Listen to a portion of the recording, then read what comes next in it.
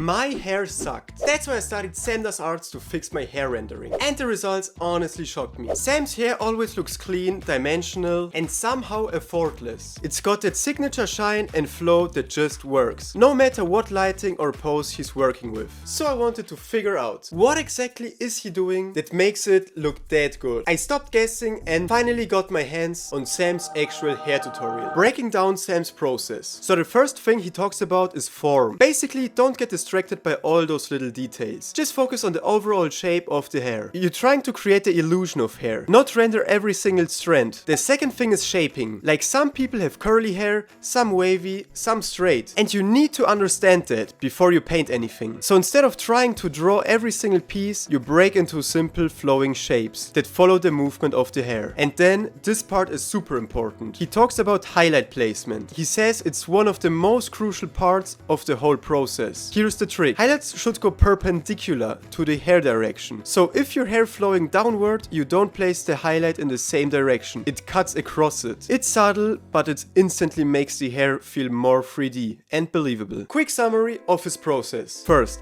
start with a loose sketch of the hair form. Don't focus on strands. Then go into light and shadow. Get those values working. Once you're happy with that, place the highlight, going across the direction of the hair. Then, and only then, you go in for the details. Now that I understood the theory, I of course needed to try it out. And what I did is basically I followed his tutorial. And honestly, I thought I couldn't draw before. And I realized a couple of things immediately. I was way overthinking everything. And my process was super chaotic. And last but not least, I was trying to get too detailed, way too early. Also, I realized how insanely slow I am. Each of Sam's studies took me like 20 to 25 minutes. Meanwhile, one of my older pieces took hours and still ended up looking like hay tapped to the head. So yeah, if there is one keyword, it's really simplify it. Simplify your process. Don't be afraid. Just put down what you see and trust the flow. Now that I did all those studies of him, like, you know, following his tutorial,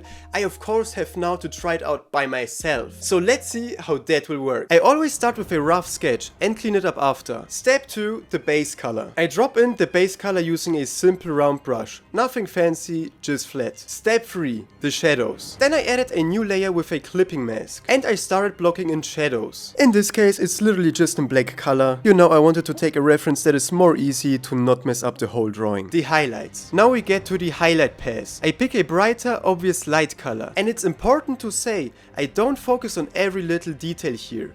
I just throw down what I see in the reference. And if something looks off, I fix it with the eraser. Glaze with vibrant colors. Once I'm happy with the shadows, I glaze over some of the transitions with a more vibrant color. This just adds interest and makes the hair feels less flat. Now I wanted to make the hair feel real. So I picked a sketchy brush and started carving in some strands. I mostly used a dark color to define the shape, nothing too precise. Just enough to suggest the hair is flowing and dynamic. It's kind of hard to explain, but the idea is less is more. You don't want to outline every strand, just enough so your eyes fills in the rest. Also, I used the eraser a lot here, especially to thin out the edges of the strands or break them up. And I even go over the highlights to soften or sharpen certain areas. Then I repeat that same process with the highlight color. Just a few controlled strokes, always following the hair flow, to push the shape and give it a final pop. Lastly, I glaze a bit more mid-tone back on top to unify everything and clean up the form. Once the main structure was done, I added some loose hair strands at the outer edges. This was the hardest part for me. In the original studies, my lines looked stiff. But again, the eraser tool saved me. I refined those strands until they looked natural. I also varied the brush size a lot. Like thick, thin, just to keep the structure interesting. And here is the final drawing. If you compare it to my older hair drawings, the difference is honestly insane. So yeah,